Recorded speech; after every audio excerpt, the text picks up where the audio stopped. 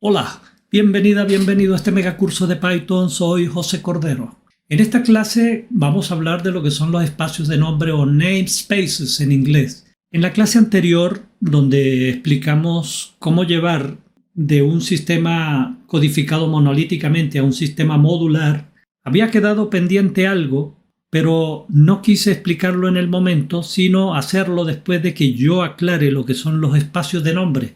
Para ello veamos la siguiente presentación. No estamos viendo todavía el tema de objetos, programación orientada a objetos quiero decir, pero vamos a hablar de lo que es un objeto. En la vida real, ¿qué es un objeto? Es una entidad, es decir, algo, ¿sí?, que tiene un estado y tiene un comportamiento. Cuando digo el estado serán los atributos, qué propiedades tiene, y cuando digo comportamiento es ¿para qué puede servir eso? Punto. Bajemos a las imágenes. Aquí hay dos objetos. La caja, que tiene ciertas propiedades, tiene ciertos atributos, ¿sí? Tiene un color, tiene una forma, tiene una textura y sirve para. Por otro lado tenemos el auto, que también tiene ciertas propiedades, tiene ciertos atributos, tiene un color, tiene una forma y tiene también un comportamiento. Él sirve para puntos suspensivos. Ahora, si llegamos al mundo de la programación, aplica exactamente lo mismo. Pero en programación, al igual que en la vida real, también les asignamos nombres para poder referirnos a esos objetos y manipularlos. Así de sencillo. Un objeto es una entidad que tiene un estado, es decir, unos atributos, unas propiedades y un comportamiento. Ok, dicho eso entonces, como ya sabemos que los objetos tienen nombres, les digo lo siguiente. En Python casi todo es un objeto. Y el casi todo lo coloqué entre comillas. Yo pude haber dicho en Python todo entre comillas. Es lo mismo, porque algunas cosas no son.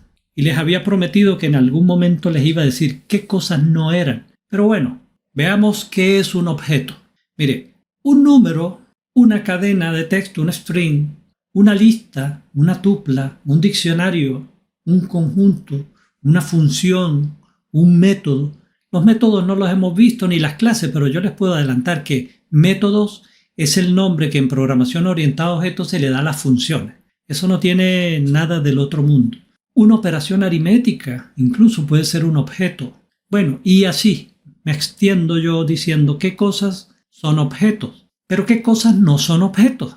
Las palabras clave, por ejemplo, if, for, while, def, para definir una clase, def, esto todavía no lo hemos visto, lo veremos ahora pronto. Estas palabras claves forman parte de la sintaxis del lenguaje e indican algo, pero ellas no son un objeto, ¿sí? Es decir, no tienen atributos, no tienen un comportamiento, sino sirven para algo, tienen una función específica. Luego, ¿qué otras cosas no son objetos en Python? Por ejemplo, las sentencias de control, if, for y while. Aquí veámosla o veámoslos como palabras clave.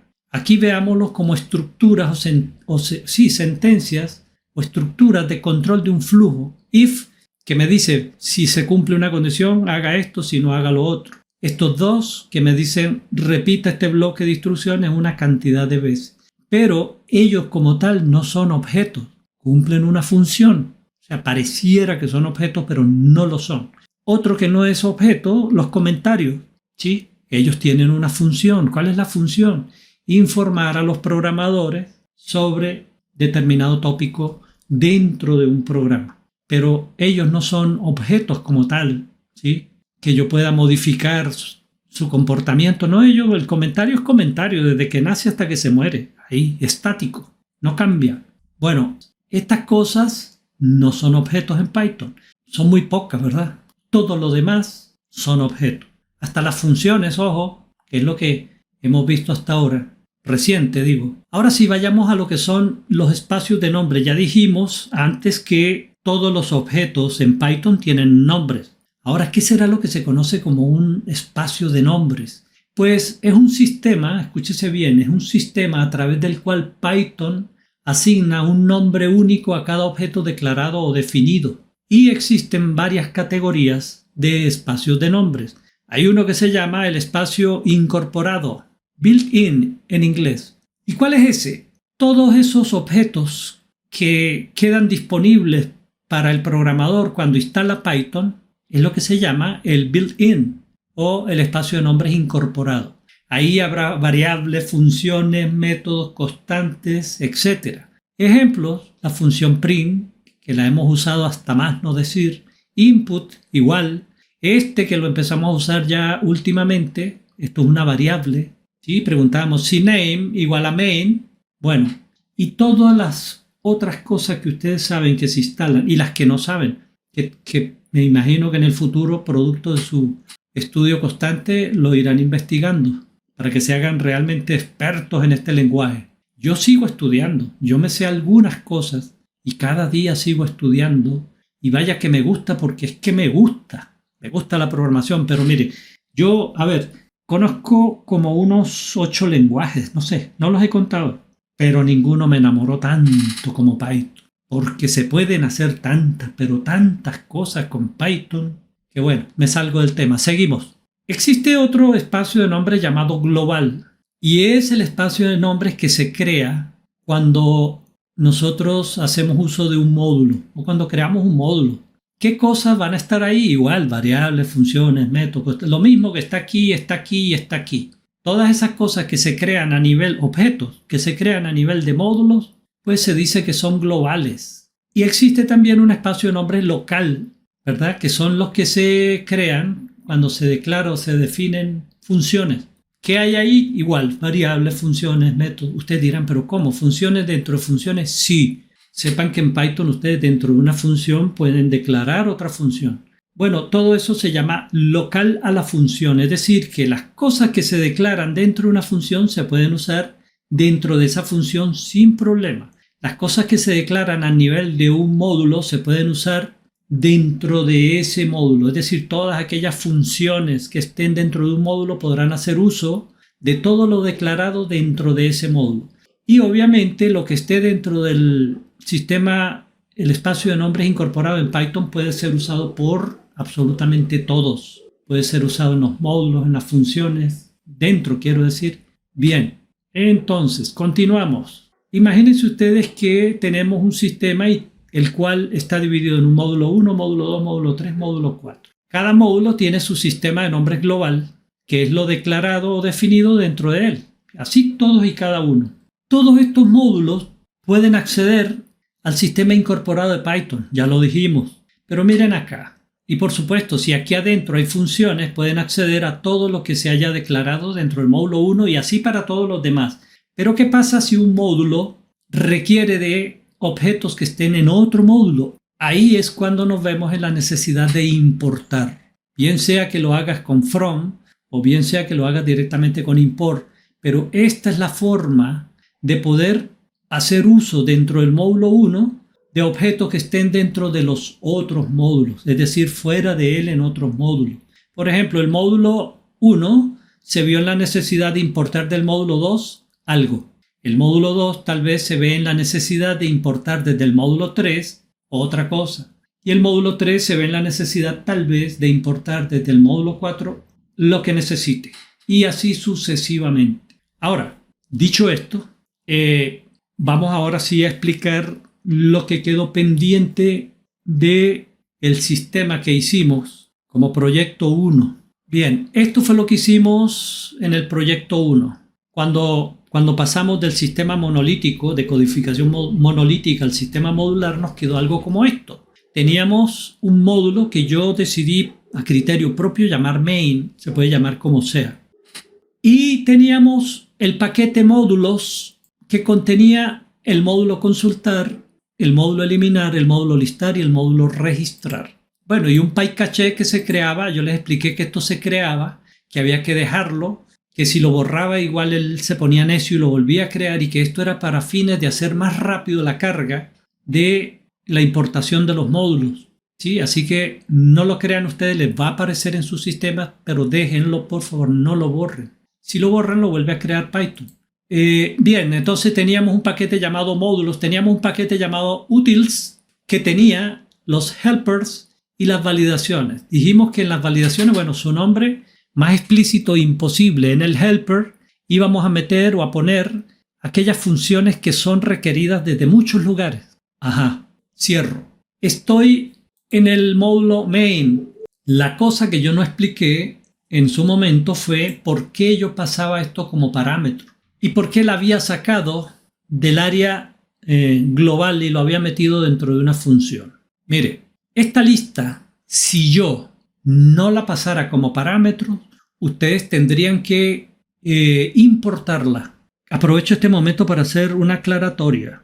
Cuando nosotros importamos, no importamos solamente funciones. Ustedes pueden importar variables, constantes, funciones, cualquier objeto lo pueden importar, ¿ok?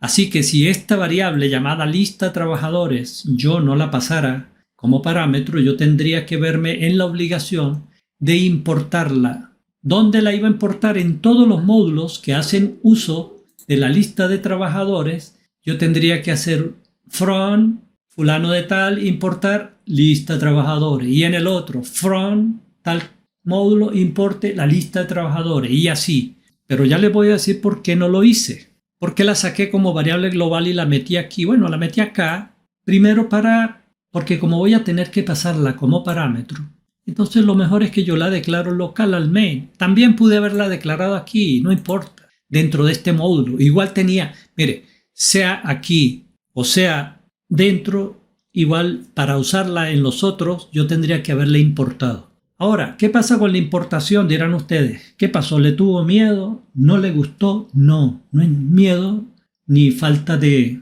ausencia de gusto. Es que los especialistas en programación, las personas que se encargan de estudiar las metodologías o los estilos recomendados de programación, sugieren que en vez de estar importando cosas, es mejor pasarlas como parámetro. ¿Por qué? Imagínense ustedes aquí, registrar trabajadores y le pasé la lista, me voy a registrar. Cuando un programador o yo mismo venga dentro de un par de años a revisar esto, yo con solo mirar aquí, yo con solo mirar esta función, yo ya sé que esa función hace uso de una lista de trabajadores. En cambio, si en lugar de eso yo tuviera esto, al tener esto vacío, oiga, ¿para qué servirá esta función? Entonces tengo que irme tal vez a la documentación del sistema o subir y andar buscando cosas por aquí. No, hay que hacerle las cosas más fáciles, es decir, más legibles y más entendibles a los programadores. Así que entre importar y pasar como parámetro, dicen los expertos, no lo dice José Cordero, es mejor pasar como parámetro. Permite legibilidad. La legibilidad tiene que ver con hacer las cosas más fáciles de entender, pero también va de la mano con la escalabilidad. Es más fácil escalar sistemas que hagan uso del pase de parámetros a sistemas que no hagan uso de pase de parámetros. Pero eso ya sería tema de otra clase, ¿no? Explicar el porqué de eso que estoy diciendo. Por ahora sepan ustedes que esa es la razón, para hacerlo más legible, más entendible y en un futuro más escalable. Ok, esa es la razón por la cual yo me decanté, o preferí pasarla como parámetro, ¿sí? Y así también me evito hacer el from, no sé cuánto, importar tal cosa. Ahora, vayamos a registrar. Aquí, ustedes recuerdan que la función registrar aquí abajo, mire, tiene que llamar a la función validar sexo, validar año, validar edad, validar salario. Por eso yo le digo, y aquí voy a cerrar un momento, del paquete utils, abro utils, y del módulo que está ahí llamado validaciones, tráigase o importe las funciones validar año, validar edad, validar sexo y validar salario. ¿Qué pasa? Alguien me preguntaba vía interna que ¿por qué no reemplazar esto por...